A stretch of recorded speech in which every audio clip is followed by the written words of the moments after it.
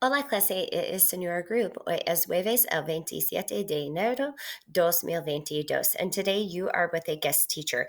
And so you are going to be watching on your own today el episodio cuatro de Destinos. And you will be doing an ed puzzle of this as you watch it. So make sure that you are paying close attention. Remember to utilize that rewatch button if you need to go back and watch some of the information prior to the question that you are trying to answer.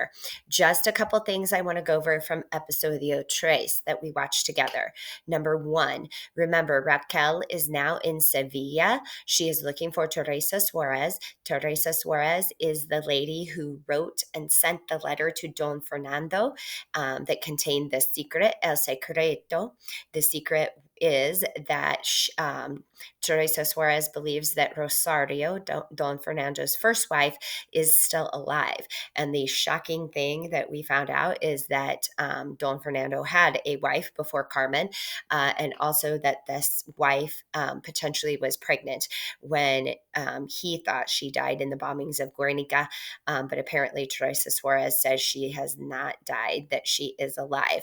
So Raquel Rodriguez, una abogada, a lawyer from Los Angeles, California, has been hired by the Castillo family to investigate if this is true, if what Teresa Suarez is saying is true. So Raquel arrives in Sevilla. She takes a taxi to the place that she believes is where Teresa Suarez lives. She runs into these two kids, Miguel and Jaime.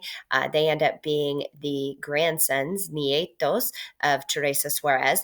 And they tell Raquel, oh, our grandmother, our abuela, does not live here anymore. She lives in Madrid. So that's kind of a bummer for Raquel.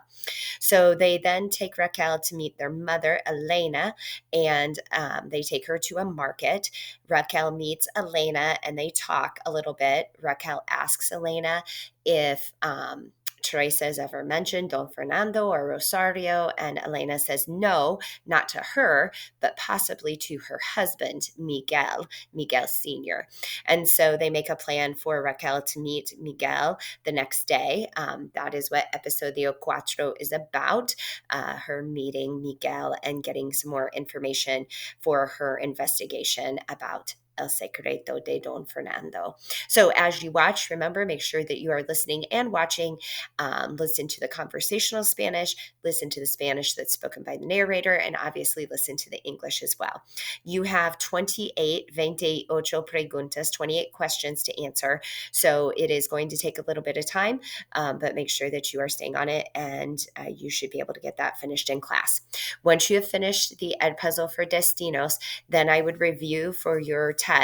Your test is still going to be on Friday, the 28th, and that test is going to cover the AR, ER, and IR verbs, the infinitives, so you'll have to know their meanings.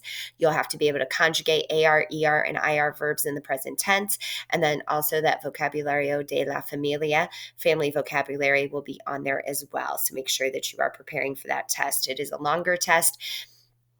So it will probably take a good amount of the time in class on Friday to take. Once you've finished those things, make sure your Para Empezar is done for the week. Go ahead and submit that. Double check that you are not missing anything else, potentially like your e-learning from yesterday. Make sure that is all taken care of.